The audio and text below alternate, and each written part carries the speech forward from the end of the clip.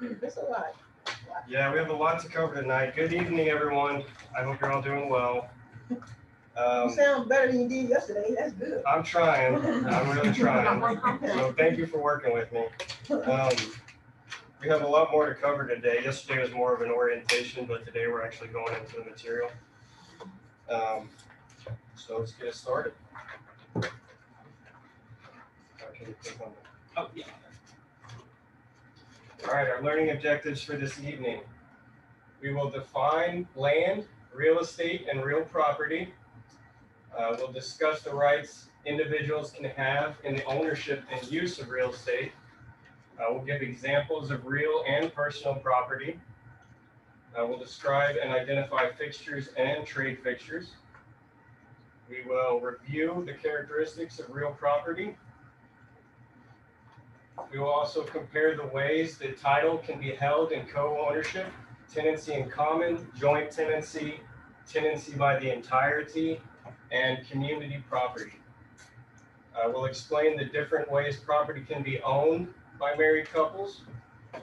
We'll describe the ways in which various businesses, organizations may own property. We'll compare the condominium, cooperative, townhouse, and timeshare forms of property ownership. All right. Land, real estate, real property. Land. This one should be pretty easy for most people to get. Land is defined as the Earth's surface extending upward to infinity and downward to the center of the Earth. And that can include any permanent natural objects. That's key. Permanent natural objects. And that can include trees, waters, a large boulder. Mineral rights is what referred to as below the surface, and air rights is above the surface. Yeah, but that could be trees, water, soil, mineral rights, and sometimes water. The real estate is defined a little differently than land. It's going to be land at, above, and below the Earth's surface, plus all things permanently attached to it, whether natural or artificial. That can include man-made improvements, like housing, any artificial thing attached to the land, like a fence, a well, infrastructures, and sewer systems as well, all classify as real estate. And you will need to be able to differentiate between land and real estate. So make sure you know the difference between those two. Let's see. And yes, so above the ground air rights, below the ground mineral rights.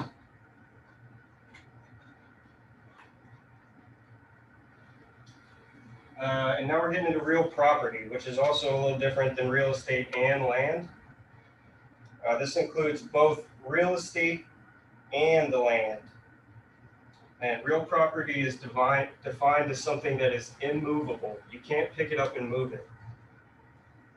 Like, say you have a house, you can't pick that up and move it to a different location. So therefore, it's classified as real property.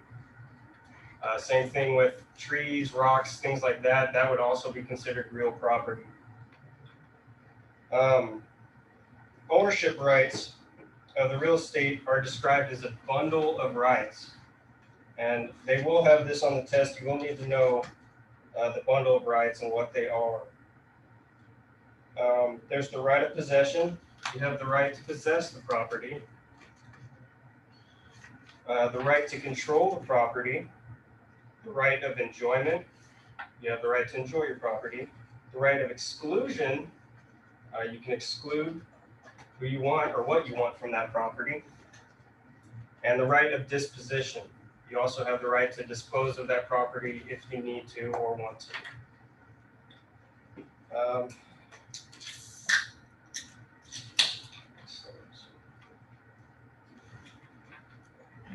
You want to ask them to give you an example of each? Yeah, I'll give an example of real property.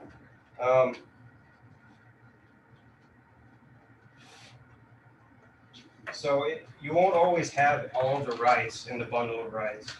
Say if it's like a landlord-tenant relationship, the tenant will have the right to possess the property, and to enjoy the property, but the owner or the landlord is still going to hold the rights to control the property, exclude, and disposition.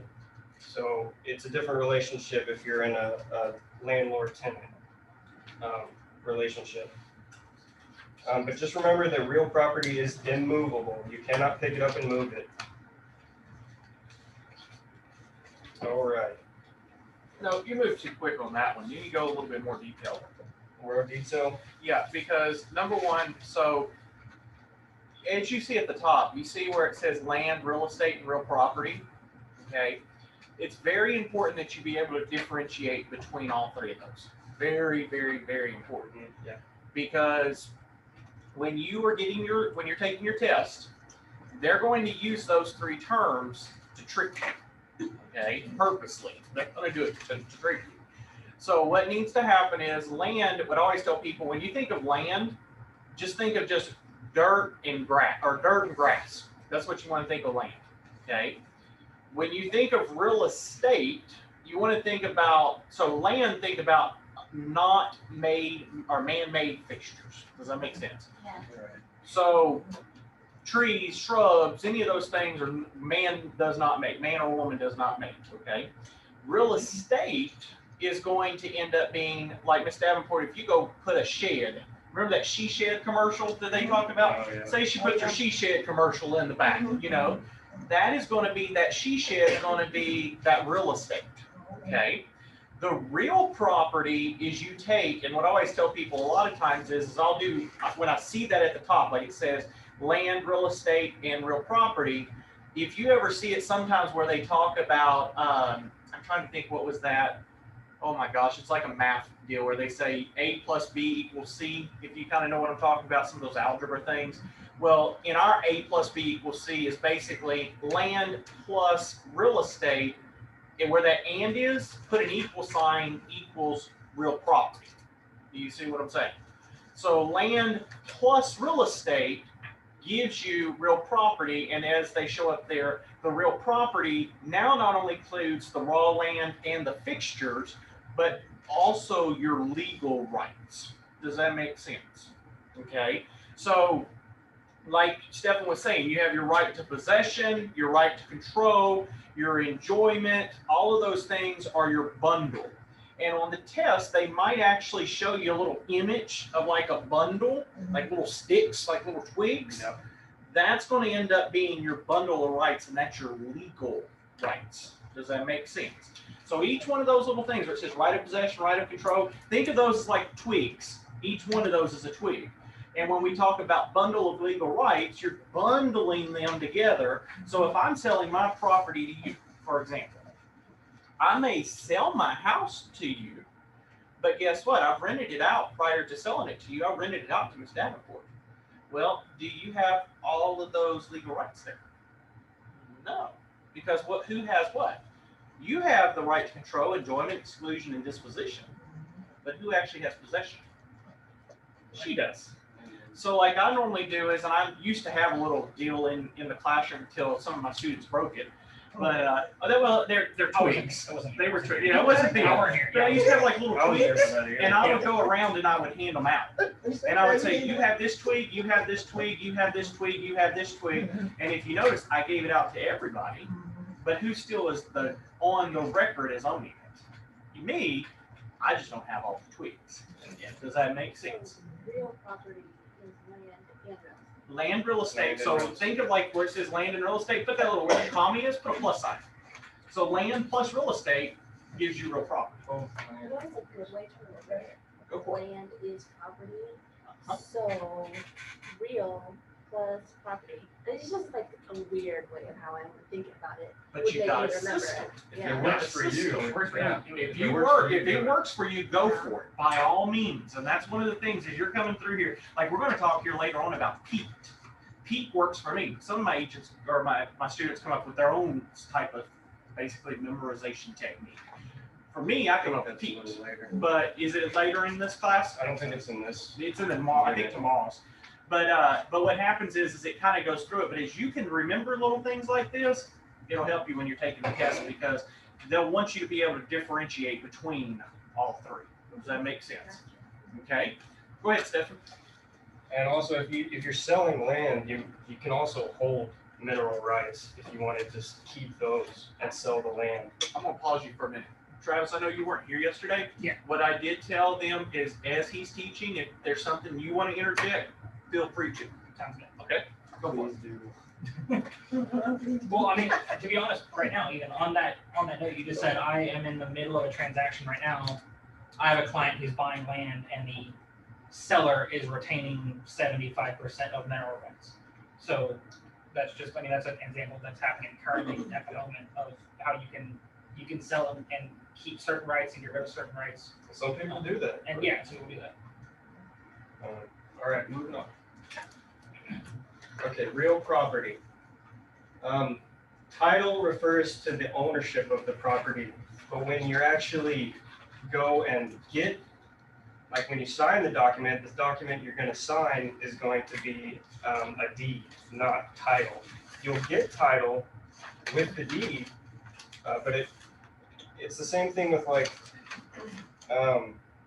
if you buy something at a store, you're going to get a receipt for it. That's basically what a deed kind of is. It's just a receipt or an ownership. But don't let them get that mixed up because that could kind of confuse them there. It is correct, but what is a receipt used for? What type of property? Transfer. Oh, Personal property. So don't get those confused. He's on it, but I'm don't getting let those. ahead, yeah, because personal property is the next slide. Don't get too far there. So a deed, basically, the key thing there is a deed. He is right. It is like a receipt. Okay. However, don't let that trick you because a receipt, when they're going to ask you, say for example, let's say Travis went over and bought a property, and Travis gets a receipt for the property. That's incorrect because Travis got a what? What'd you get, Travis? Title. Or a deed. The deed, right? So if you want to put a little note to the side, deed equals real property, receipt / bill of sale Personal property. equals personal property. But they both do the same thing, we just use different terminology. Does that make sense?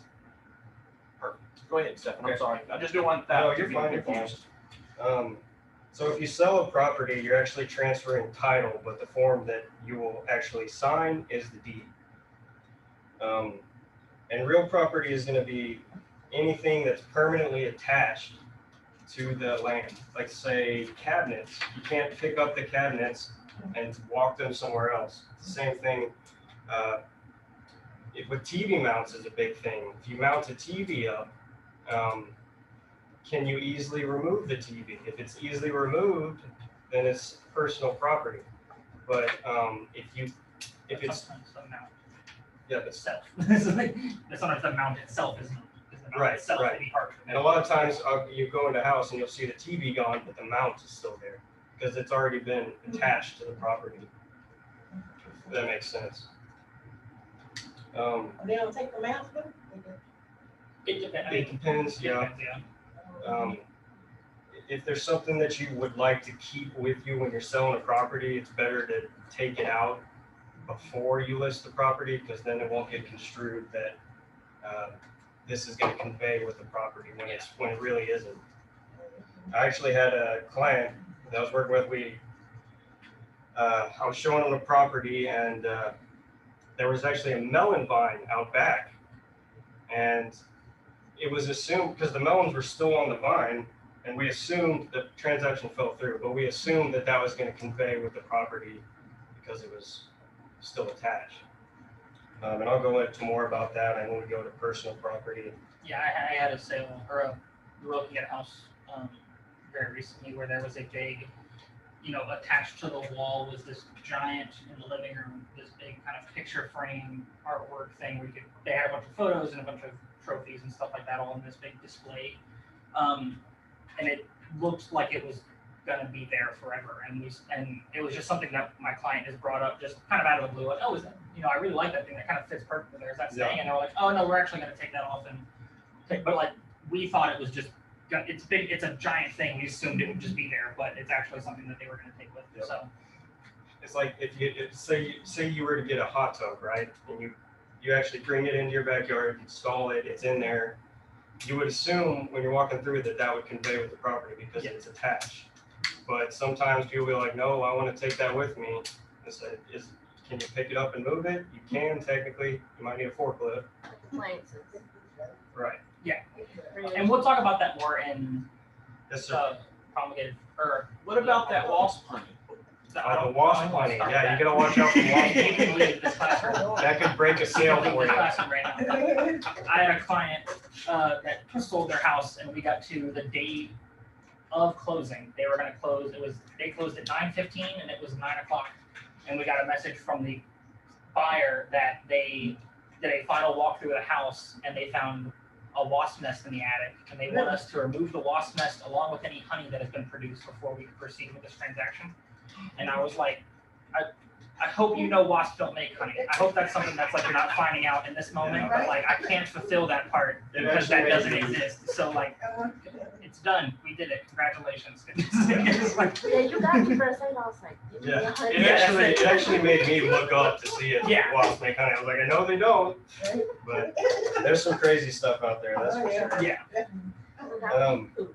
Yeah, and we'll talk about this sort of more in the next class, like in the next actual section of class, because in the contracts you can see where you can, if you want to take the fridge, you can add in exclusions. If you want to take this or that, you can add it in. Like there's a certain spot of the contract where you can put in that we are taking the hot tub, even though it's attached. Like we're gonna remove it and it's coming with us, sort of thing. Like you can do that in the contract. So we'll talk about that more. He'll go into more detail on that in Yeah. promulgated forms, I believe it is. Yeah.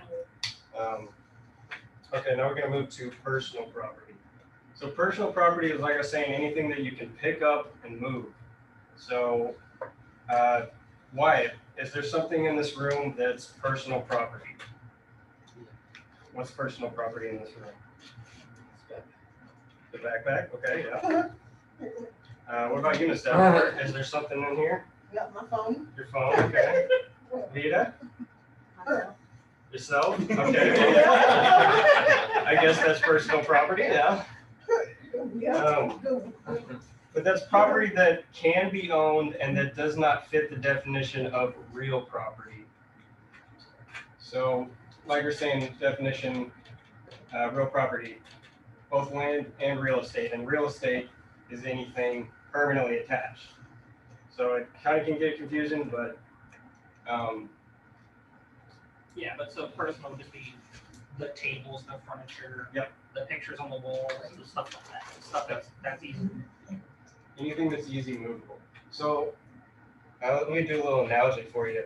If you go to the store and you're going to buy watermelon seeds, what do you get with the watermelon seeds? What comes with the watermelon seeds? Nutritional facts. Well, yeah. But what do you get that's saying that you purchased? Oh, a A receipt, right. Okay, so that makes it personal property, right? If you get a receipt, it's personal property. If you get a deed, it's real property. I'm so so- confused on those two. Really? Yeah. Okay. Well, It's so simple that it's really just confusing me. right. Okay, so let's see if I can break it down more. What's confusing exactly? The difference between both of them. Okay. Because I always Real thought they and were personal, the same. Between real and personal? No, between title and deed. Title and deed? Okay. I actually do have a video that I'm going to show at the end of this. Let me interject. It She's might- got a question, so I'm gonna interject here. When you go to the store, I go buy this Dr. Pepper. Okay. I buy this Dr. Pepper from you, give it to me, and I give you money. You're gonna give me also a receipt, right? So I have the receipt.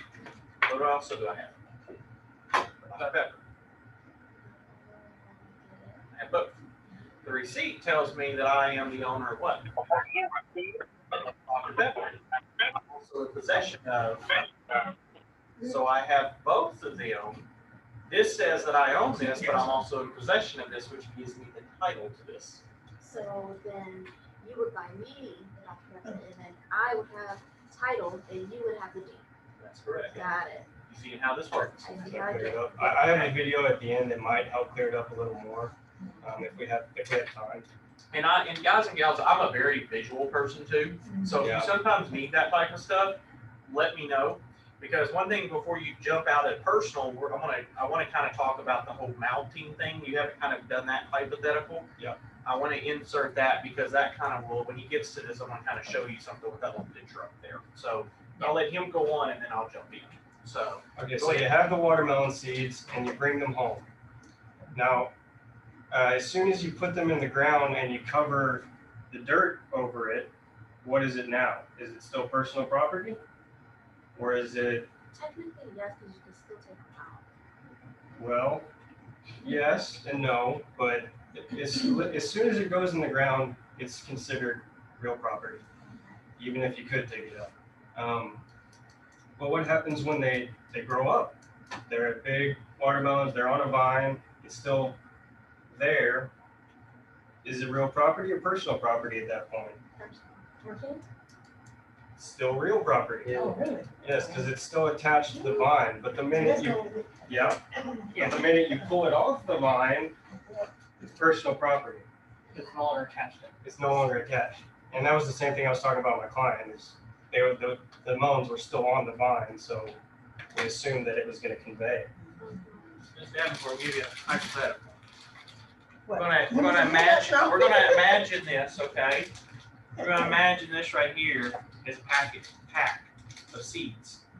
I went down to Lowe's and I bought these seeds. It's in my hand, isn't it? Right. So it's what type of property? Personal. Because what am I doing with it? Picking it up and moving. Hey, yes, Travis. I'm playing over here, right? Okay, it's personal, right?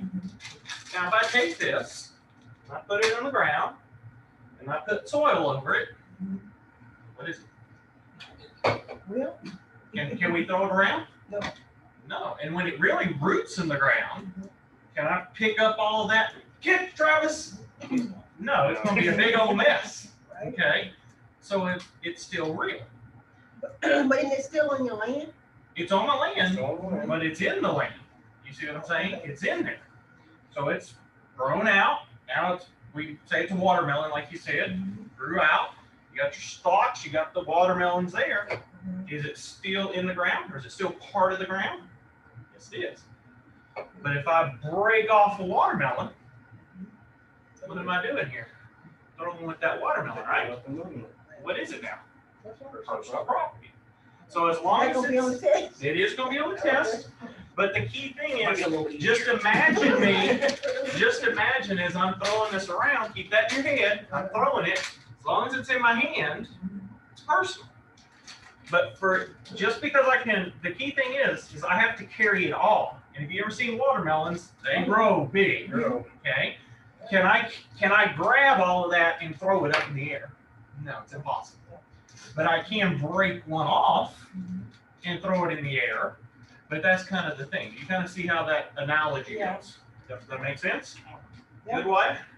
Yeah. All right. Am I Now good? go for it. That make more sense? Right. All right. And personal property can also be referred to They as. touched the floor. We got to be careful with COVID. Uh-oh, right? I threw it away. I didn't want to get nobody sick. So personal property can sometimes be referred to as chattels,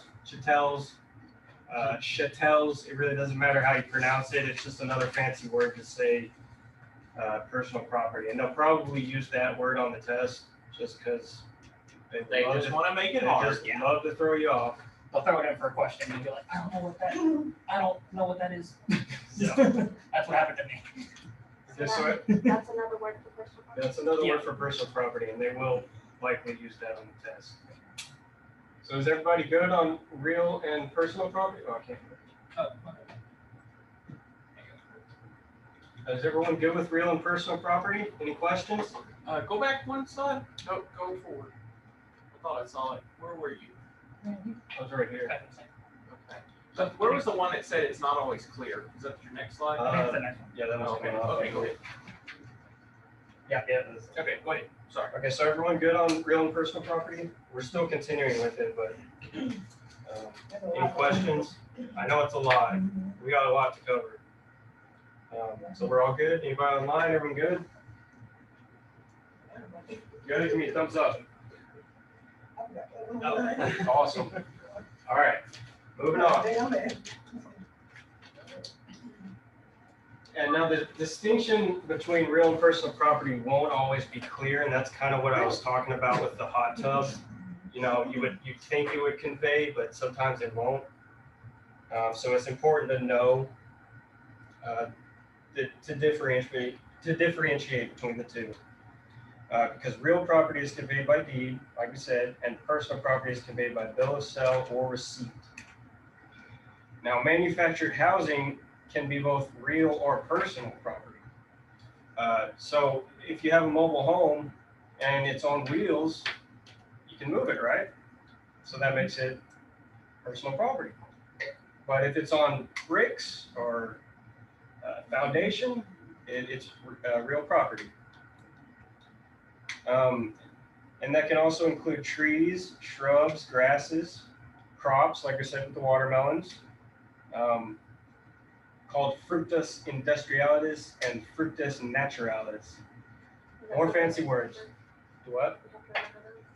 I don't think that's very important to know them, fructus and all that. Very far do I ever see that. Yeah, I don't think I saw it when I took my test. Travis, did you see I wouldn't worry too much about that. So. Just know that crops, when they're in the ground, are still attached, then they're real property. But as soon as they're removed, they're personal property.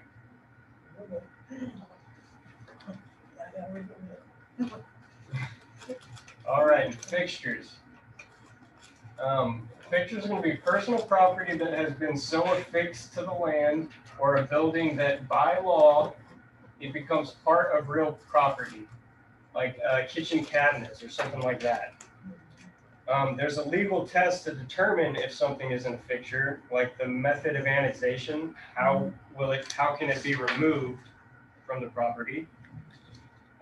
Its adaptation to real estate. How has it been adapted to that property? And the agreement between the parties. So let me give you another analogy. Let's say Wyatt, he comes and he buys a new stove, a big old stove, and to get it into his cabinets, he has to do custom work. Now, as soon as it goes into the wall, it's going to be real property. But if she goes to sell that property and she wants to take it with her, can she take it with her? Yeah. No. No, Because it's, yeah. Because it's cannot. custom. Because it's custom to that home, and it would be very difficult for someone to fix it back up. Right. Does that make sense? Okay, good. Let's see. Okay, so the method of annexation, we went over that. How can it be removed from the property? The adaptation of real estate and agreement. If two parties agree that that's going to stay, then that trumps all over other things. So if both parties say, yes, that's going to stay, yes, I agree, then it will stay. And that's what comes up in the contracts, is if both parties agree that Exactly. you can do that too. Where I was showing a client a house, and the people who were selling it had 4 riding lawnmowers in their garage, and because they had like 15 acres, and these people that were moving came from a small house that was on half an acre, and they didn't really have a lot of land, so they had the small push mower that they were using, and so they were like, could we get one of those mowers? And I'm like, that's a weird thing to ask for, but technically yes, because technically if both parties agree that one of those mowers should stay with the property, then you can do another negotiation to work that out in the contract. That part of the contract is, well, now part of this real property will be this mower or something. Like you can attach other things, but that is all in an agreement that both parties have to agree to and sign, and that'll have to be clear on the If it's contract. Does the request have to make sense? Like, because you were saying they didn't Yes. have a lawnmower, so they asked for that. Well, then technically, they could get a no. rental? technically, if the guy who was moving there had 4 lawnmowers and he just wanted a 5th one, Yeah, Same you can thing. still, you okay. could, yeah, you could still. As long as both parties agree. agree for it, Okay. yeah. As long as both parties agree and it's been in writing, then that trumps all other things. Yeah. I bet the job's never boring. You always have some. It's very interesting. Right? Honestly, it's been nuts. I've got one client right now that I've been dealing with for, gosh. Is this the same one where we went? Oh, yeah. Yeah, same You've one. heard about him. Yeah. I still got the guy, and I probably He showed this. still can't find nothing anymore? He's very, very picky. Very picky. There was some cars parked out in one of the houses we put an offer on, and he's He got mad. like, why are those cars parked there? They've been sitting there forever, stuff like that. I mean, I probably showed this guy 60 plus houses, so sometimes people can be a handful, and then sometimes you'll get clients that are a breeze and they're easy to work with. But I got a couple that showed wasp up. honey, big example, it can get very interesting, and especially in our office. Yeah, especially on our office with that crazy boy Justin. It's never boring. It isn't. But I think we have a good. We find a way to make everything enjoyable. We find a way. Yeah. We find a way to make it work. Justin's a good guy. Yeah. Okay, so is everyone good with between fixtures, personal property, and real property? Yeah. Good. All good. Okay. Now trade fixtures.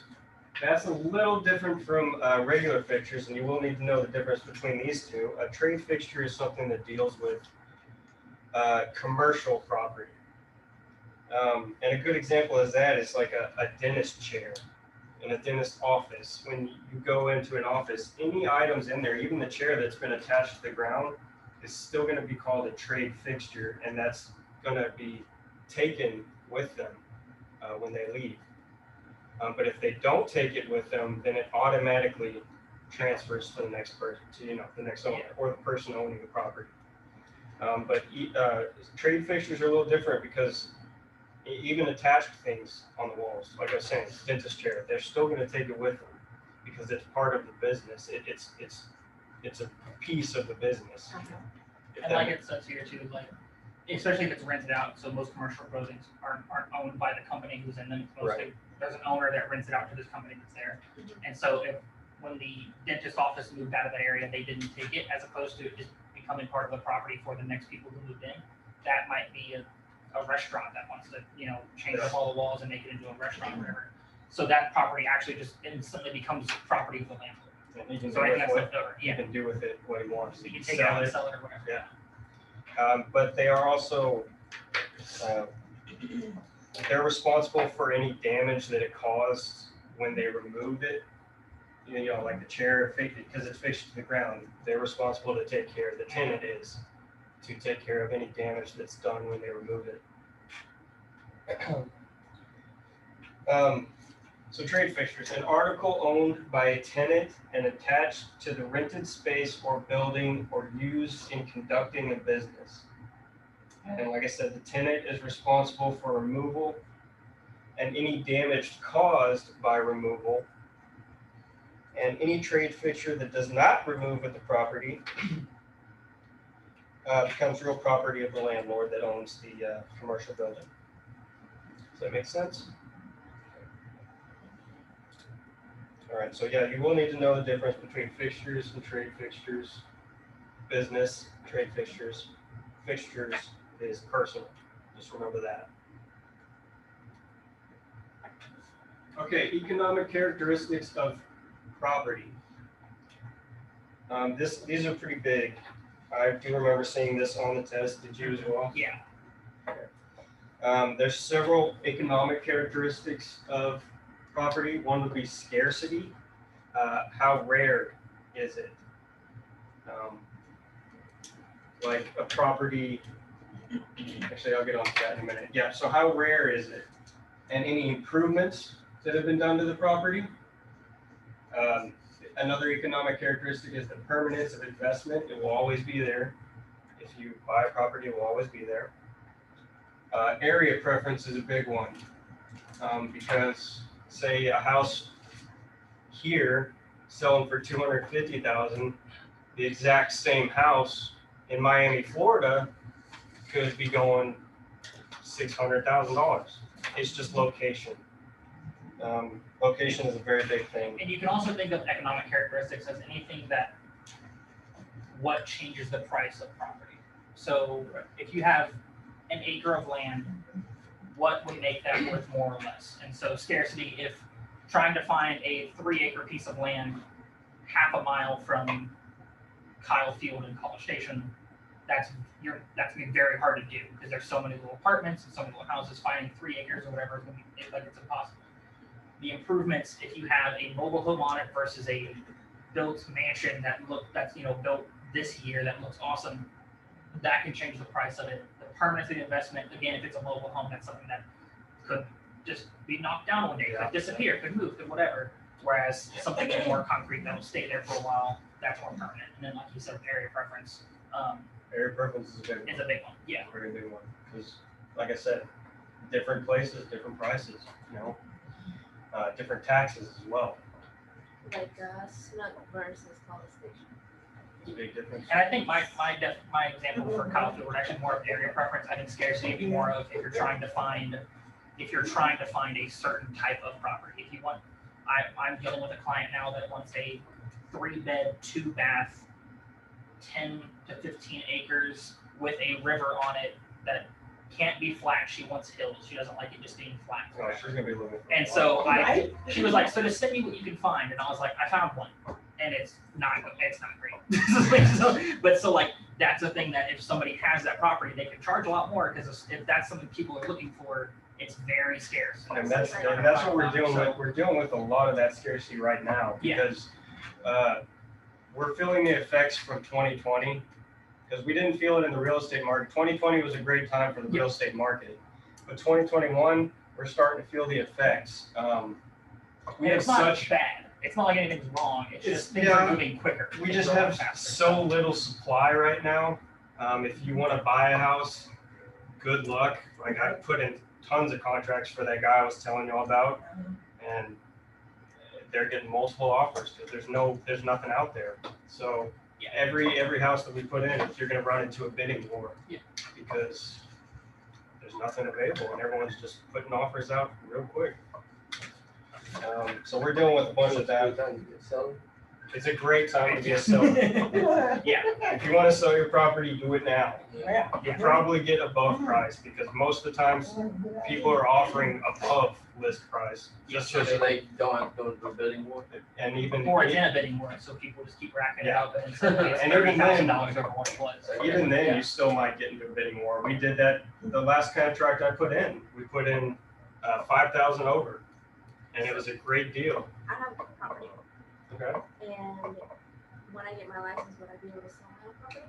You would be able to sell your property. You would just have to disclose that I am a licensed real estate agent selling my property. You'll see that again in the promulgated form It'll, class. that'll come up a little later. It's one of the paragraphs in there is specifically like you have to disclose if you either are or a relative of, like when my brother bought a house in, I guess we closed August 31st of last year, and on the contract I had to disclose that my brother is my client. Like I am a real estate agent, and and there's a whole section for it on the MLS. Yes. That you have to put in. If I'm listing this property, I'm an agent and I'm listing the property. I own it. So you can, but you just have to disclose that you're an agent. And it doesn't really affect anything. I haven't seen any problems where people are like, oh, so it's you that like. I haven't had anybody do that. Like, oh, you're selling your own property. Well, how are you gonna? You probably found all the deals and listed it. Or, like, you don't really get that. So. Well, I'm sorry. I paid a lot of money for this license. So. I think people it's just something that they have to disclose. I think that's something that probably has come up, in the past that come up in the past. was a big deal, and people were like, well, we should probably just make everybody disclose it just to be safe. So. Yeah. Just to be honest. Yeah. Okay, permanence, investments, area preference. All right, so we're moving into the physical characteristics of land. Immobility, you can't pick up the land and move it somewhere else. It'd be cool if you could, but you can't. So that's one of the physical characteristics. Indestructibility, you can't destroy the land, even if you drop a nuke on it. you can't destroy everything. There's still gonna be land. Yeah. Because Justin said he got that a lot when he was teaching this class. People are like, well, what if I drop a nuke on it? Well, it's still gonna be there technically. We're down there. So immobility, indestructibility, and uniqueness.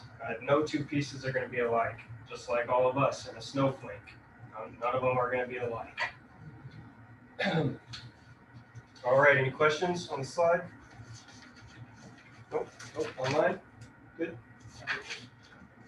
Good online? Perfect. All right. How are we doing, guys? I'm awake, so you're good. You're awake? Need a Red Bull? Oh no. That'll give I don't you. like him. I'm jittery. Right?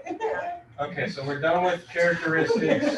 We're done with property fixtures, characteristics, and all that. Now we're moving into forms of real estate ownership. The first one is ownership and severalty. This is where title is held by one person or individual. Wyatt, what is that word? Several. Several. So you would think that it means multiple people, correct? Well, that's not the case. It's actually one person or individual. And the way I like to remember it is you're severed from all other people. That's how I put it. You're severed from all other people. It's just one person, one company.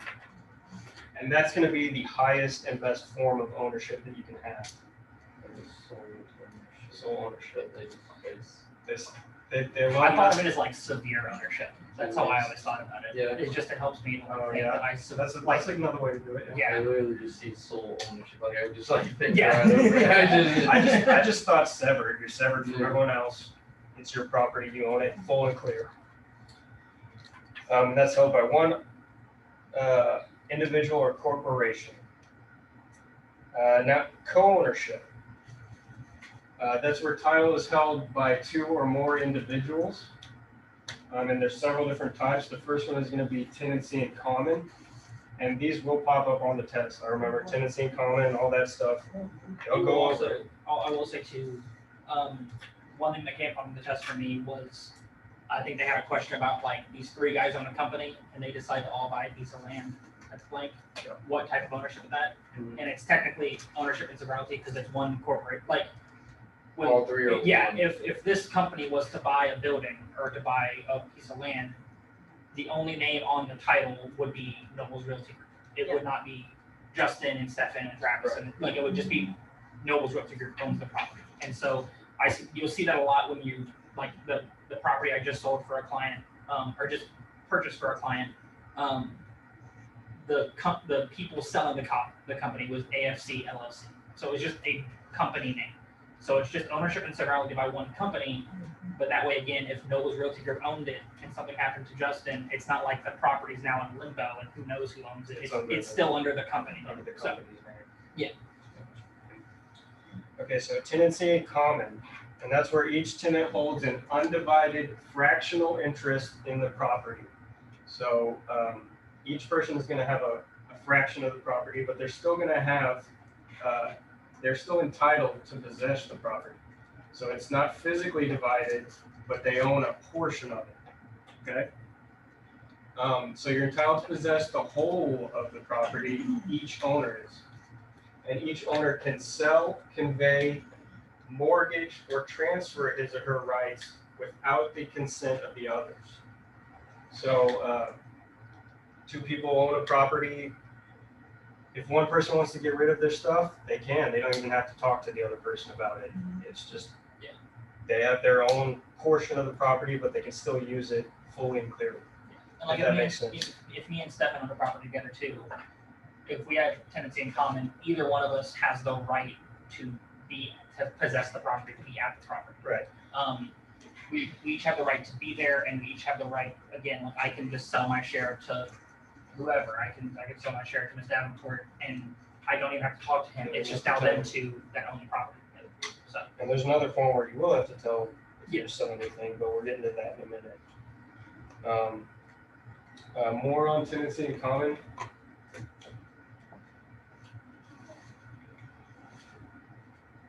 Okay, so we're coming down to the fourth bullet here. Upon death of a co-owner, undivided interest passes to heirs or according to a will or living trust. So if they have a will present, then it'll automatically go to who's listed in the will, their heirs. If they don't, it'll go to a living trust, and if they don't have that, it will go to the state. The state will take it. Yeah. Yeah, this is the same slide, they just added one more. I was looking at that. Okay, does that make sense to everyone? Perfect. All right, another form of co-ownership, joint tenancy. Parties must be explicitly named as joint tenants on a deed, and it generally includes the right of survivorship, which let's say 3 people are joint tenants. Okay, they each own a portion of the property. One dies, his portion of the property goes to the other 2, and then let's say A, B, and C. So A dies, A goes to B and C. B dies, everything goes to C. So it's basically last man standing. At that point, would it go back to like the sole ownership one, or would you still? No, because you would have all the. You would have sole ownership. Yeah. So yeah, it's basically just last man standing. We get all of it. Parties must be explicitly known. Okay. All right, we good on that? Joint tenancy. Oh, for another thing for tenancy in common, it's best if all the owners like work together and get along. If they don't, it can cause serious problems later on. So, just another thing to keep in mind. Tenancy. All right, here we go. Tenancy by the entirety. Because if they don't, then it becomes community property and we have to divide it, right? Divide it. Tenancy by the entirety. This is land that's held by husband and wife, and they have equal undivided interest in the property. And this also has the right of survivorship. Husband dies, it's automatically going to go all to the wife, all of it. And it's conveyed by a deed that must be signed by both parties, both of the owners must sign it. One party cannot convey one half of their interest because they own an undivided portion of it. You can't convey just your portion of it. Yeah, if me and my wife own a property, I can't go sell my half of it to somebody else, like you could with tenancy in common. Right. In the event that mother and father both dies, does it go to the children? If they have a will, it'll go to who they named in the will. If they don't and they die, which is called intestate, that'll be in another class. It'll go to the state. The state will take it. Really? And they're Go to actually, the heirs? Really?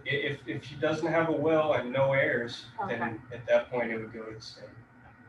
And there is going to be in the principles, I believe the one Travis you're teaching, there is one that's a nice little chart that kind of breaks it all up and makes it. So we'll go into more detail on that a little later in another class. yeah, the last 2 classes, like the 6 classes we have, the last 2 basically kind of sum everything back up. And so you'll get a little more in depth, Yeah, those are kind of principles. summarizing everything. Yeah. And Justin also as well offers a prep course. When you finish all your classes, you can take that as well. It's probably going to be very helpful. It's Very helpful. a 2-day thing. It's rough. It's 8-hour sessions. You got to listen to me talk. For You got 8 to listen to hours. him. Yeah. Up here, Justin? You gonna be here? I'll be here. You're going to have to listen to me talk for 8 hours for 2 days. But What Step and day? throw it stuff at him. Yeah. One step and throw stuff at him from the back of the room. We'll need the Red Bull then. Yeah. Yeah. Oh, yeah. You'll need several for that. Yeah. But I would recommend taking that. It will help you a lot. I took a prep course and it helped me pass. And when he goes over that, he's going to go over everything in a little bit more detail, but he'll actually go over what's going to be on the test as well. Okay. One party can't convey one half of their interest. Okay, here we go to community property. This is another form of co-ownership. This one is Texas specific. We do use this in Texas. I believe there's a few other states that use it. I don't know which one, but this is a community property state here in Texas. And that's property, real or personal property acquired during marriage, and conveyance requires a signature of both spouses for that. If one spouse were to die, the survivor owns 1/2 of the community property. They don't get the full. The other half is distributed according to the person who passed away, their will, or according to the state law. So there's a little difference between there with the husband and wife tenancy entirety and tenants and community property. Because this one, whoever survives is going to get the rest of it. This one, they will not. What's that? By will, it'll go to their heirs. And sometimes they'll have a trust where a neutral individual will hold the title for the benefit of another. It's just a person that's not associated with anybody. He'll be holding the title. Just a neutral party. Okay. That's the same It's the thing. same thing again, yeah. Justin, do you do wheels? I can't do wills, but I can explain them to you. Oh, Kinda give you. And I can tell you, most of the things, your wills you can find, as long as it's basic, okay? As long as they're basic, you can do it mainly online. You can find all the stuff online. When you start getting into like what he's about to talk now is trust and all these different things, you have to have an attorney. And an attorney, like if you have really no assets really, you can do probate stuff on. attorney. Yeah, you can get a probate attorney, they can draft, you can get it all. But if it's something like you don't have any assets and if you die, you don't want to die intestate. So say I want you to get my stuff because I hate my sister. Okay. Well, in that situation, if I have nothing but what I do have, I'd rather you get it than her. I could go online and print it off and do something real quick. But if you got a lot of assets, like Travis and Stefan, then you might want to bring in an attorney, if you know what I'm saying. Yeah. But I mean, most of the time, I work for a law firm and they did it for like $1,000. And I mean, it's $1,000 and you do it every 5 years. So it's really like, what is that, $200, $250 every year. So it's worth it. So, but please don't do like my grandparents, and they did theirs 1975 and never did another one. Oh my goodness. So and they're Or dealing our with that. house in this place that doesn't exist anymore. Yeah. Goes to this person. That Yeah, doesn't exist exactly. Yeah, y'all are doing some stuff now, aren't you? Yeah. On that whole, Right. Yeah. she passed. Yeah, it's a nightmare right I now. do all the same thing with my dad. Oh yes, you too. Yeah, that's right. That is Yeah. true. My uncle passed away like 2 years ago with no will, no nothing, and like they just got like the ownership of the house, like everything Yeah. just finally came to my grandma and my father, like handle everything. That was over 2 years ago, so Yeah. they dragged it out. My father passed away in December, Mhm. and my mom is still waiting on stuff that she can't get into his bank, like all that sort of stuff. She still can't get into until we go through probate court, which might not be until end of July. So like it's just annoying, like It's dragged out. yeah, exactly. Yeah, All right. Go back. I think you're on that one right there. It's the same thing. Oh, It's the same oh, thing. my bad. My bad. Okay, ownership of real estate by business organizations. One form is going to be called, you have a question? No, I was scratching my head. Oh. One form would be a partnership, and it's an association of 2 or more persons who carry on a business for profit as co-owners. They'll either have a general partnership where all the partners participate in the operations of the management of the business and share full liability for business losses and obligations. Or they can have a limited partnership where 1 or more persons plus a number of limited partners. The business is run by the general partners, but the limited partners just hold, a portion of the partnership. If that makes sense to you. I would kind of like fall under like sole proprietor and LLC. Yes, right, and that's actually on the next slide, LLCs and corporations. But if you like, I give someone money in exchange for partial ownership in a company, that would be limited partnership. So they wouldn't actually be running the business, they would just own a portion of the business. All right, any questions there? General partnership, limited partnership, everyone good? Now, corporations is going to be a legal entity created under the authority of the laws of the state from which it receives its charter, and it's managed and operated by its board of directors. It's a corporation is its own entity, but they do get double taxation because they get taxed when the money comes in to the corporation, and then when the money moves to the owner of the corporation, it gets taxed again. So that's a kind of a bad thing about corporations, but the good thing about corporations is it's if you have a lot of liability that's involved, it's actually good to have a corporation because they can't actually come after you. They have to, if you were going to get sued, they would have to go after the company, not you personally. So that's where it could be good, but they do get double taxed. A limited liability company, an LLC, that's like what we have here, Nobles Realty Group LLC. They enjoy the limited liability that's offered by a corporate or a corporation, but they don't have to deal with the double taxation. So they're just getting taxed normally.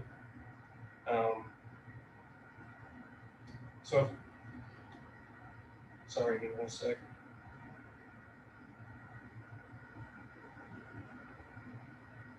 Okay, so the tenants hold shares. Sorry, I got a little lost. There we are. Yeah, so they get double taxed, but the limited liability company like we have here, it does not get double taxed. Wouldn't you be able to claim that on your taxes though? Since you're gonna get taxed when you purchase a property, then because it is the LLC that's purchasing the property, you can put that as an expense of the LLC, so then you would get a tax break whenever it comes time to pay your annual taxes. Joseph, To you. he's the tax man. He's the tax man. So you're going a little bit more in detail than we need to. Oh, Yeah. sorry. So I see That's where you're, past my pay grade. I see where you're going in with that, but Just the purchasing, what do you have to say? What do you have to say? So I'll tell you, when I was going through my stuff, my attorney always told me it's always best to actually have an LLC per property. So if you end up, you buy 4 properties, you want to have 4 LLCs because liability purposes, tax reasons, and all of that. Now you cannot deduct the entire expense of the house right off the top. You have to depreciate it out over so many years and things like that. So a lot of people think, well, I'll get an LLC, I'll create it, put a house in it, depreciate whatever I spent off of it, and then I'm good for 10, 15 years. Can't do that. You have to break it down, and there's a whole tax code, and I'm actually teaching tonight tax law, so we're going through all that, but there is actually an entire book about that thick that deals with how you have to tax, go through it. I'm still But learning myself. it's a lot of things, and I'm not going to kind of go because I could literally spend a whole 2-3 hours talking to you about it. So, but in that situation, you could do that technically, but you'd have to kind of have a tax like advice or process it. Yeah. You see what I'm saying? So, good question, very good question. Is that why you chose LLC? Just so you can get double taxed? Exactly. Okay. Nobody wants to end Just up. making sure. So when you Well, actually he's not create sold both, by it. and now you gonna get me, now you got me talking here. Okay, an LLC is actually in the tax laws. It's not an entity in itself. It is you will check LLC, but it's going to ask you how do you want to classify it. Do you want to classify it as an S corporation or do you want to classify it as partnership? But there is no such thing in the tax codes as a quote unquote LLC. So when you go in and you file for your taxes, it will ask you, do you want a P or an S? P means partnership, S means S corp. The only drawback is with an S corp, it's treated like an LLC. However, you can only have 300 members within your company. With a partnership, you can have it Where are we at unlimited, on that? but it's a Where are we at on that? We getting up there, or how do you think we're going? 300 members. we're getting there. Okay, we're getting there. A little more time. But you kind of see it. It really it gets into the tax code. It Yeah. gets very blurry because partnership, and this kind of goes into more taxes. Partnership is actually one of the hugest audit matters that's out there, just because the partnership code is very, very confusing. S corporations, they've been around for a long time. They kind of have good breakdowns of everything. An attorney will tell you normally go S corp. A CPA or a tax advisor will tell you go more partnership. It really just breaks down to what your overall bill is, if that kind of makes sense. Yeah, So- how much money you're probably pulling in per year. Exactly.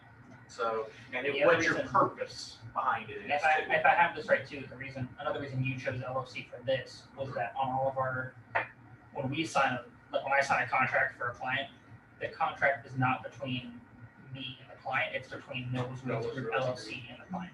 It's not even between Justin and the client. My brokerage is Nobles Realty Group LLC, not Justin. Yeah. And so what that also does is that if I do something wrong and I get sued and a bunch of stuff comes back on me, it's not Justin that has liability over that, it's this corporation. Right. And so it kind of helps him stay out of trouble. So he'll be fine, but the corporation will probably fall. Yeah. And that's, and They'll take a hit. but- It could take a hit. Yeah. Yeah. But it's one of those things that like it also helps him not be solely liable for everything we do. Yeah, And so if I make a mistake here or there, and that's also why we have insurance and everything else that covers a lot of that stuff as well. But it just helps make sure that, if I do something extremely stupid, it's not like Justin loses everything because of that. He has to lose his own personal house and his own personal car. Right. It all comes back to company. So if you do something extremely stupid, they couldn't necessarily say that you were, what's the word, or deceitful, Oh. because it was a mistake. It's fair. Well, if they can prove that you did it unknowingly. Yeah. And I have it all situated that if something happens, it all goes out of Wyden's pocket. So We're good there. We're okay. That's why I work so much. That's why we just sign everything that comes through. We don't even read anything anymore. Well, We just sign it and send it off. There was not a wet floor sign, so I fell She asleep. fell. All right. Oh my goodness. I'm about to go lay next to you. We're both getting paid. It's the same thing when we do contracts. We're not doing it under our name. We're doing it under Nobles Realty Group. Yeah. So it's just. And it makes it easier, like, say down the road that I want to retire, and Travis is broker. I can just I can change out myself and put Travis on there, and he now becomes the designated broker of Nobles Realty, and he assumes that role. But it doesn't have to, now on the contract, it's not like we all have to now put my, it's the same, it doesn't change still the anything same. for anybody, it's just, I'm the one in charge of that. All right, makes sense. There you go. There you go. You got your royalties. Royalties. All right, everyone good? And liability. Next up, condominiums. Is Sheldon sleeping at home today, or what's she up to? I don't know. I got cold. I had to get a blanket. Oh, Taking on. You said that as you grabbed the blanket, so. yeah, right after I'm telling you, he's just trying to pick on me. He does it to us all. It's okay. Yeah, that's true. All of us. Condominiums, that's where owners are going to have a fee title to the interior space and a share title in the common areas. So they're going to own from wall to wall, from ceiling to ceiling, and everything in between, but nothing outside of that. And then common areas of the common condominiums, lounges, stuff like that, they own a small share of that as well. So when you purchase a condominium, that's what you'll expect to find. And they're single units, and they're transferred by deed, will, or a living trust. So same transfer as any real property by deed or will. Makes sense? So they'll own from wall to wall, ceiling to ceiling. Just remember that condominium, and transferred by deed. All right, next up is cooperatives. Tenants own shares in a corporation, a partnership, or a trust that holds title to the building. Tenants have proprietary leases and the right to occupy their respective units. Their shares are personal property and may be sold or transferred. Transfer of shares may be restricted by bylaws. It's a lot like a condominium, sort of.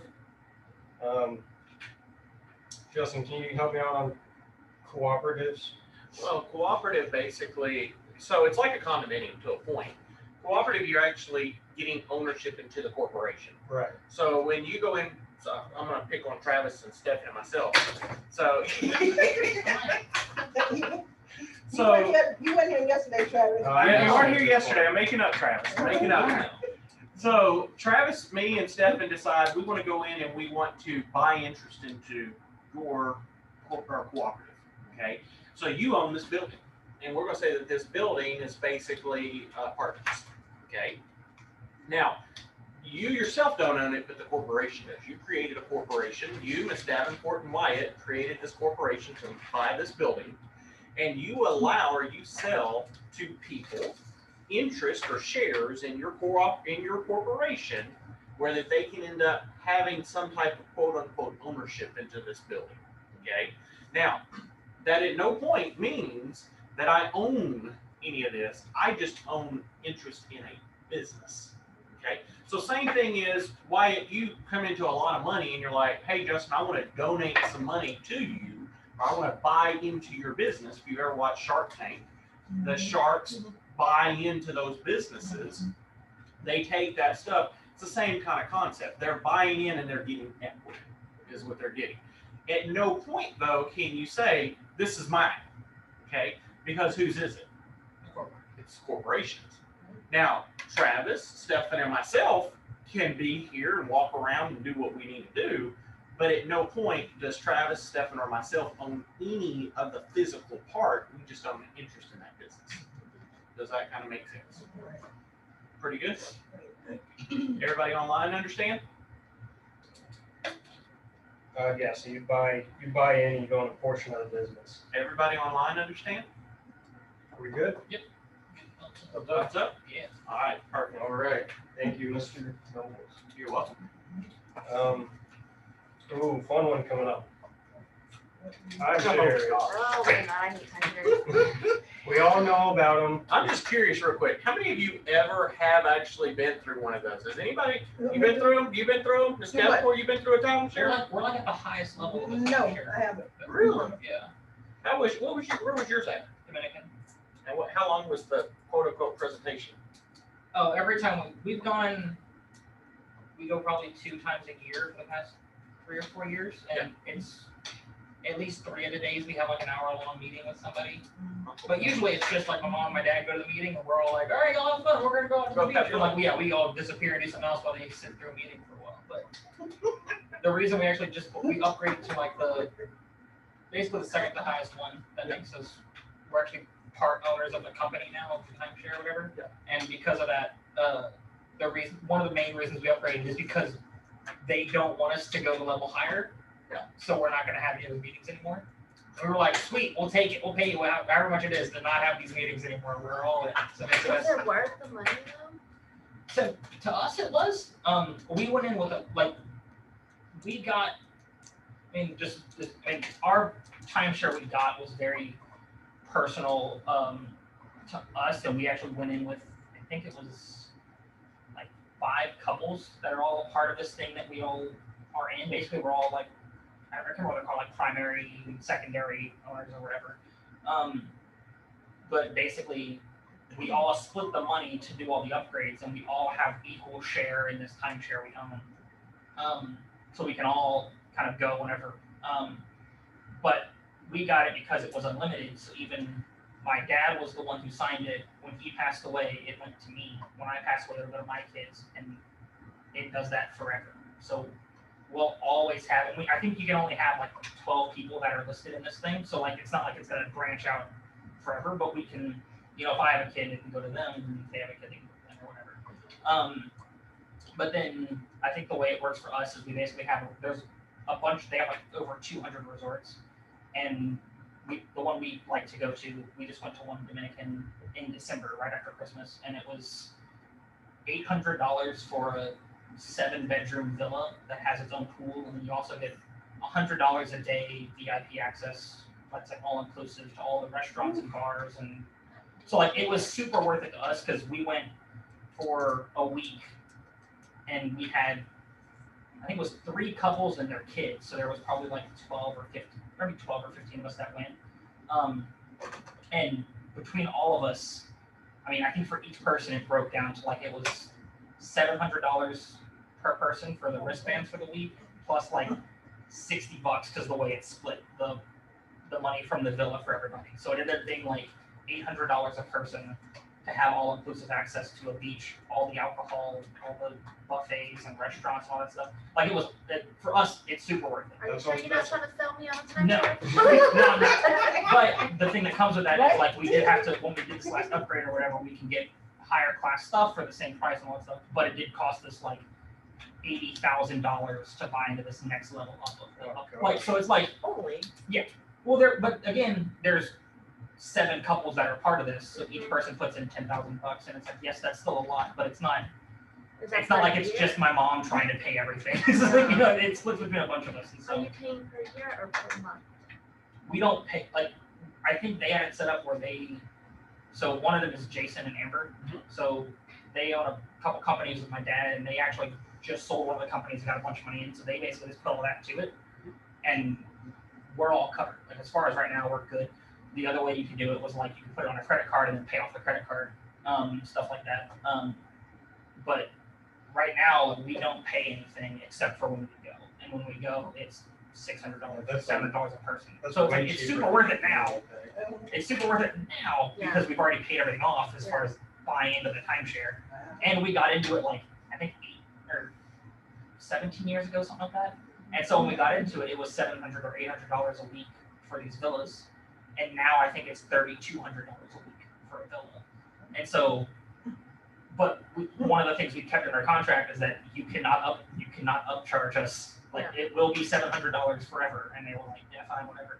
Because at that time they didn't really understand that it's now going to be a bigger thing that's worth something. Yeah. So my dad just kind of thought through it all a little bit better to find everything out to where it worked for us. But I totally understand how it could not work for people and it can work for some other people. So we just kind of got lucky on the ones we found. But I would just steer clear of it unless you know exactly what you're doing. Right. that's the thing is, well, that's the thing too is like my dad and 2 of the other couples. One of the other couples, they're both lawyers.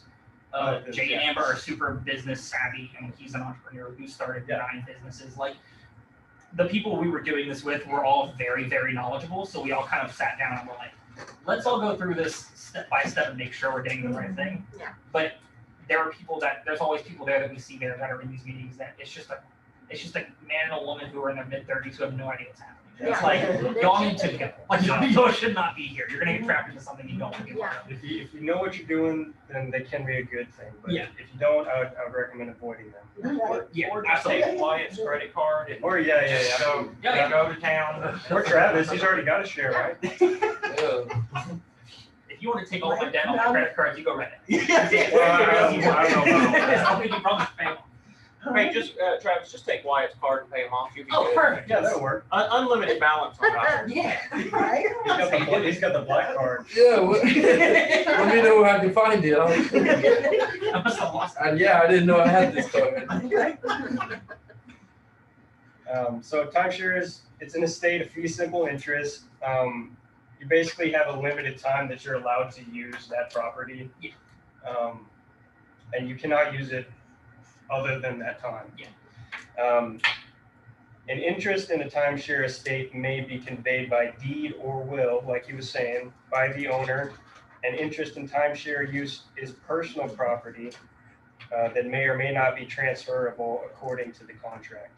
So it just depends on what contract you were able to secure with what do they call them, timeshare agents?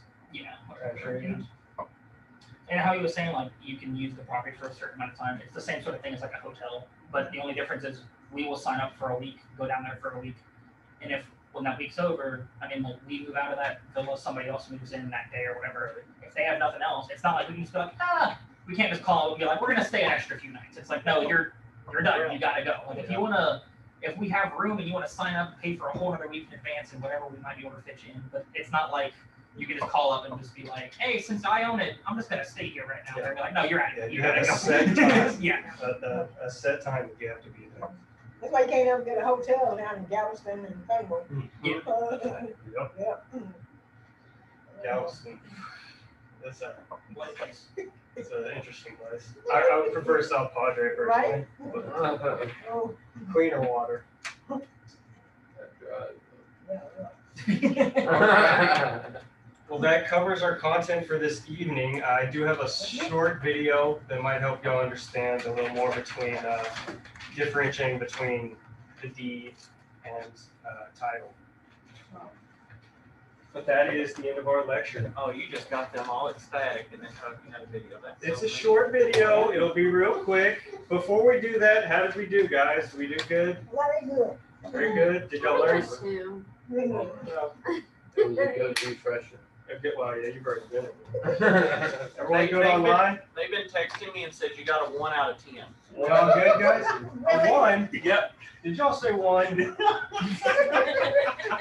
No, they're like, what are you talking about? Sheldon said a -1. She just texted me. So. Did I? Well, actually, I think might have blocked you. I'm not sure. Took it a step further.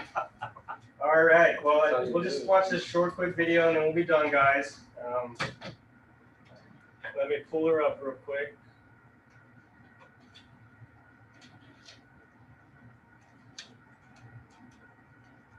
Corey, did you get my message today? I was just making sure. I know you emailed me. I was just wanting to make sure you got it.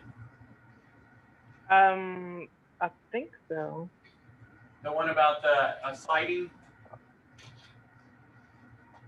Yes, I did. I just wanted to make certain that you got that.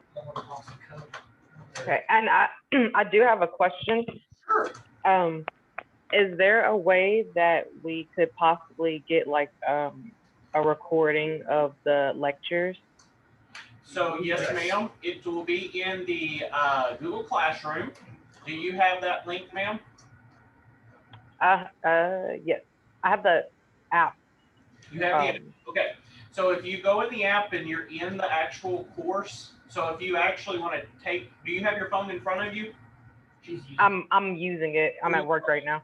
Okay, when you get into your phone, once you finish the class, if you go in and click on the app and click into the module, I'm actually pulling it up real quick on my phone. And his lectures will be So when you click on the course, if you click down at the bottom, at the very bottom, I'm gonna try to stand up right here, but I'm behind here, so I'm not way up there. Can y'all see me over here? Okay. Down here at the bottom, can you see that, Corey, where my finger's at? Okay. Yeah. Click that classwork. If you scroll up, you'll go right there, course materials. Click on course materials and you'll see 2 videos here. Yeah. Okay. Okay. The first one's going to be mine when I lectured, and from the last one, and then Stefan's going to be here on the second one. So the ones that we're doing in class will be the last one that's on here that are now. The ones for the previous one will be over here. So you'll have both lectures there that you can access. Okay. Does that make sense? And mine should be up. Thank you. You're very welcome. If you got more questions, just let me know. Okay. Mine should be up. Can somebody share me the Google Classroom link from this time? I only have last, like, law of agencies, Google Classroom. I'll text you right now, Michelle. Can't I'm talk. I'm Anyway, thank you. right now. All right, everyone good? All right, just a short little video. Maybe it'll help explain things a little better. What is the difference between a deed and title? Most people assume that property deeds and titles are the same thing, but they're actually 2 different things that serve 2 different purposes.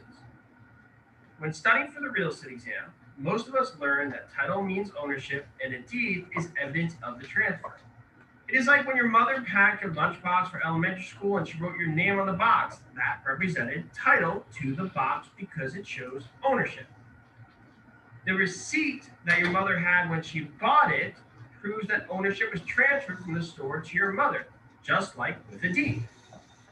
The receipt is her evidence of the transfer. Let's dive in a little further. What is title? Let me start by saying that title is a concept, not a piece of paper. Title is the legal way of saying you own a right to something. In real estate, it refers to your legal ownership of a home. It gives you the right to live there and sleep there and use it as you wish. It may be a partial interest in the property or it may be full ownership. As long as you have title, you can access the land and enjoy it as you see fit. Title also means that you can transfer your interest or a portion of it to others. However, you can never legally transfer more than you own. In a nutshell, title is a concept used to describe a bundle of rights afforded to a homeowner or title holder. The bundle of rights include the right of possession, the right of control, the right of exclusion, the right of enjoyment, the right of disposition. The title to a property gives you the legal go-ahead to sell it again someday. But there's a catch. You cannot transfer ownership of a property until you clear title, which means that you've proven your title to the house is free of any clouds or defects such as liens, judgments, or bankruptcies. The buyer of your house and the lender financing the transaction don't want to take on any of your old debts that use the property as collateral. So to check for any potential problems before closing, a title search is performed. Any title issues identified in the title search have to be cleared before the sale can move forward. Common title defects include contractor liens put against your house for a kitchen remodel, improper title transfer due to past paperwork error, unpaid taxes, bankruptcy filings, child support liens, boundary encroachments, and many more. Until you can confirm the absence of any defects or resolve those that do come to light, you don't have a clear and marketable title to transfer to the buyer. That will bring your sale to a screeching halt until you can clear the issues and make the title marketable again. Abstracted title. When a sales contract is authorized, an abstracted title is generated that shows everything that has been recorded about the property at the county courthouse. The abstracted title often includes a summary of the original grant, subsequent changes in ownership, any encumbrances on the property, and a statement by the person preparing the abstract that is complete and accurate. Now that you understand what title is, let's talk about deeds. Unlike title, deeds are physical legal documents. The deed is the buyer's guarantee that the seller actually owns the property free and clear with no liens, encumbrance, easements, or clouds on the title. The deeds contain the names of the seller and buyer along with a complete legal description of the property. The deed is signed by the seller, generally in front of a notary public, in order to acknowledge the signatures. It must be a written document according to the statute of frauds. Sometimes the deed is referred to as the vehicle of the property interest transfer. You can transfer only a portion of your title or And the statute of frauds that you just talked about, I don't know if we talked about that. That's that everything must be in writing for real estate. You'll see that on the real estate test as well. Statute of frauds, just remember it's everything must be in writing. When it Even if comes, it's on a napkin. even if it's on a napkin. transfer the entire interest. Deeds must be recorded in the courthouse or assessor's office to make them fully binding in most states. But a failure to file them does not change the transfer of title. It just means that the deed is not perfected.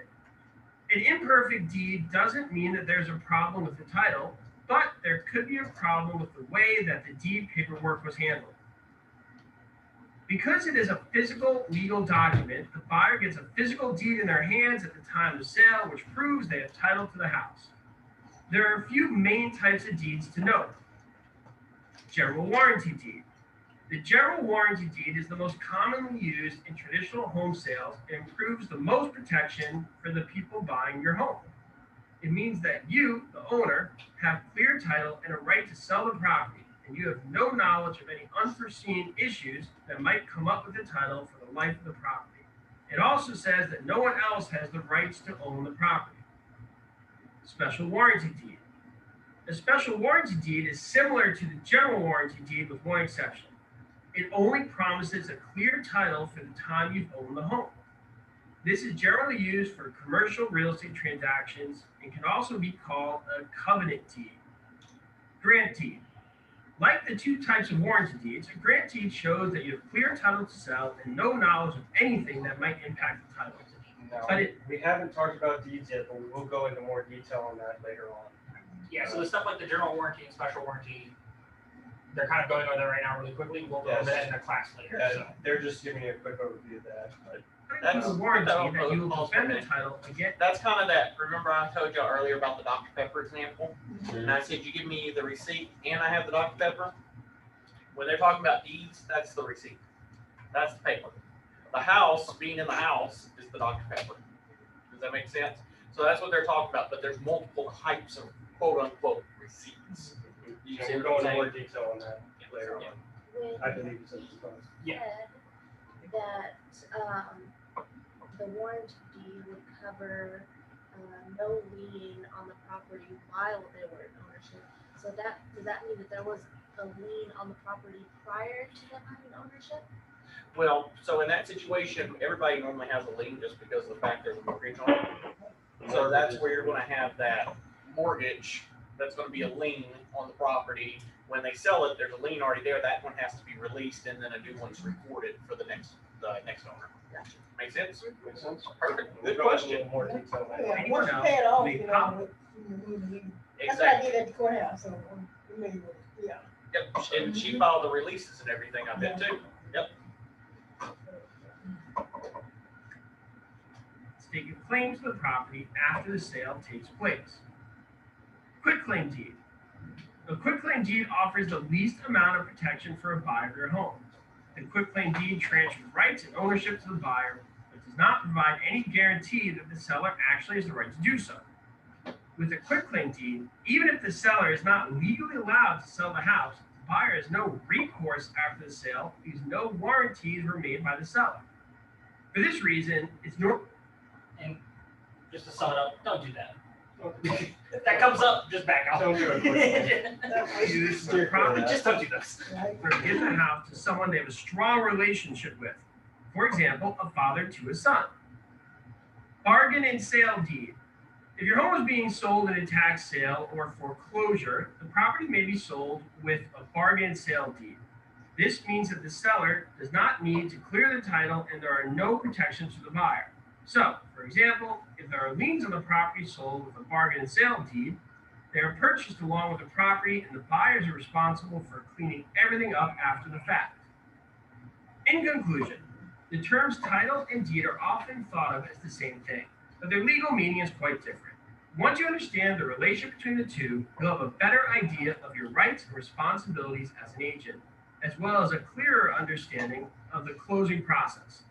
The easiest way to think about the difference is that the title is a legal way of showing that you own the rights to something, full or partial, while deeds are the legal documents that transfer title from one person to another.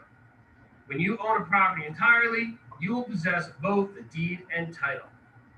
And that This is is Joe called from Prep Agent, and that's called a fee simple Be simple. ownership. Okay, So did that we'll clear, talk about that later. did that clear up a little bit more, possibly? Yeah. I thought it'd be a little more helpful, visual, you know, Did he mention anything about gift deeds? gift deeds. He didn't say anything on there, but I think we do go into that also a little Yeah, further. we will. Oh, Miss okay. Davenport probably knows about She those. probably Don't does. give Yeah. me to teach the class. You don't want to take my job? No. You want to do this? That's my whole time.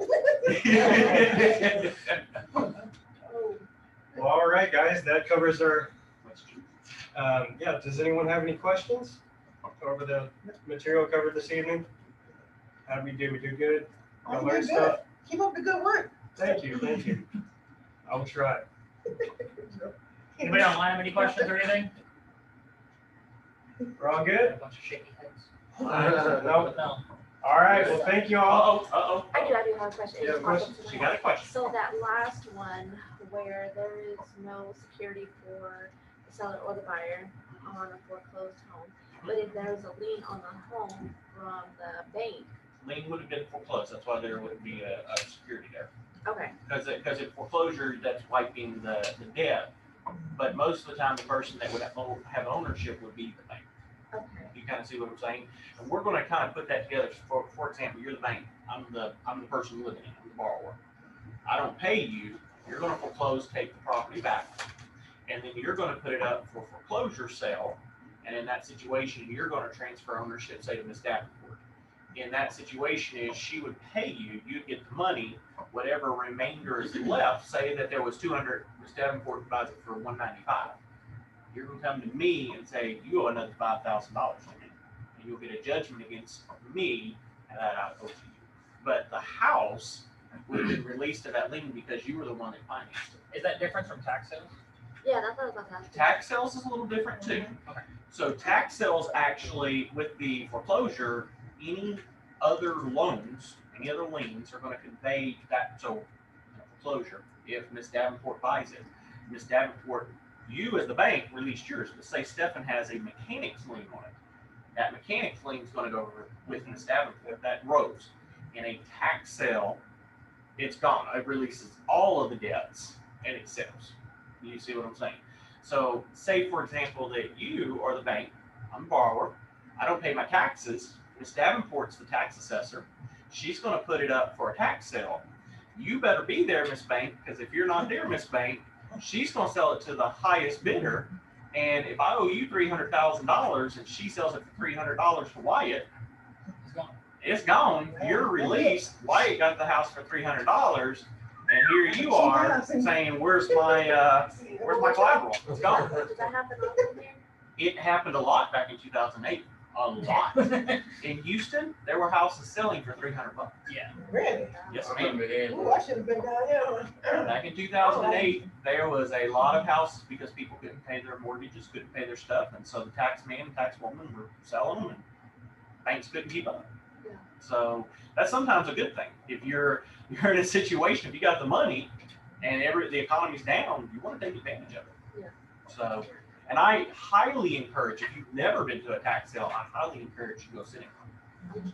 I don't recommend bidding your first You time. don't have to. Yeah, but I recommend you kind of Yeah. see the process and go there and see how it works and just kind of, I'm just going to tell you, people that are there, they're not going to be very friendly. They're there to bid. So you can't go up and say, hey, tell me what you're going to do. They're not going to tell you that. But you can kind of just sit in the back and just observe, and you can see what's going on. So, Justin and has some great stories of being yelled at tax sales. Yes. Just trying to talk to people. yes, Yeah. they do not want to talk to you. They're there to do business and business only. They are not there to be your friend. Yeah. So you go in there, you just kind of, what I've always learned to sit towards the back because it's in the old church building is where it's at. Yeah, administration building. Yes, ma'am. Yeah. And y'all just sit in the very back and I just sit there and let them do their own little thing and I just observe. And I just kind of go and just see what's going on, how it's basically progressing. And you just kind of get a good little view of it.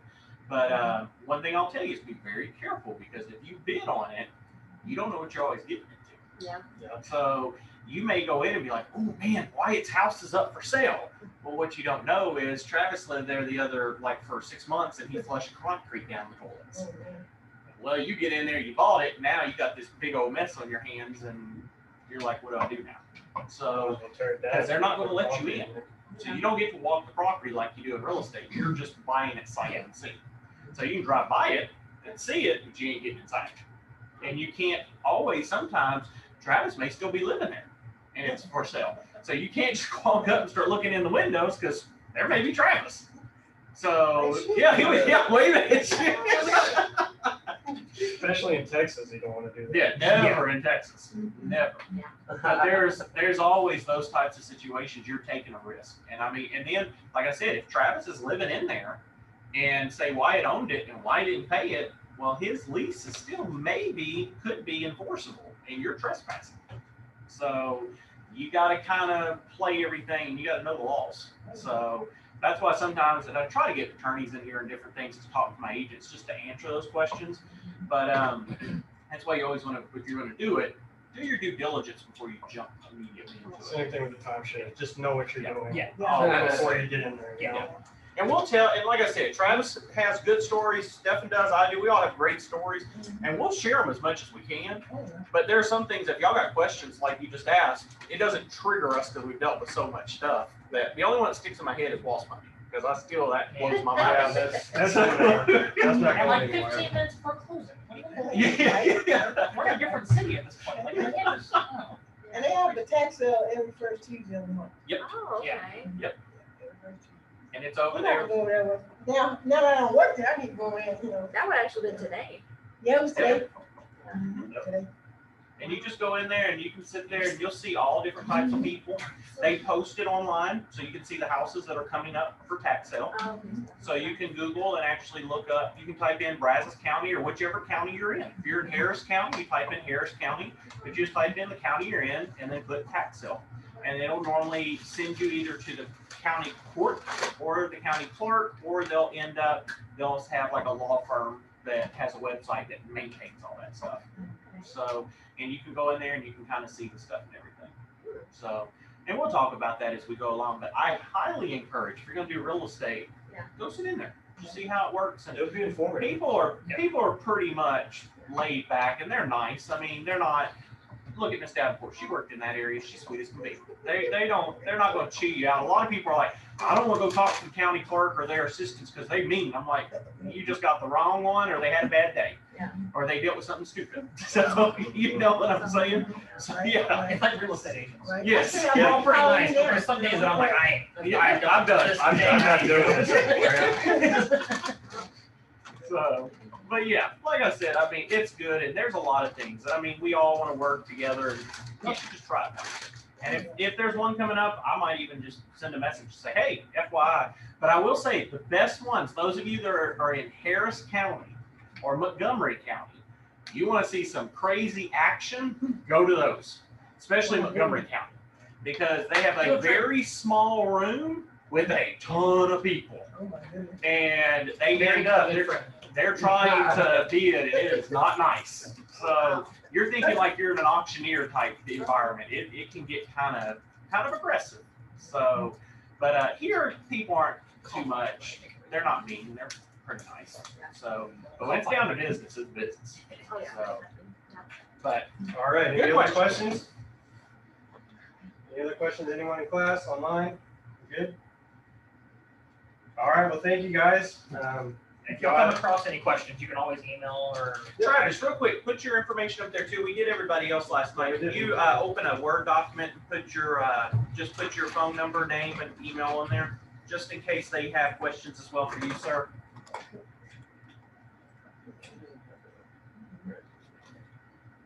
I almost got stuck or suckered into a timeshare. That's why I know a little bit about it.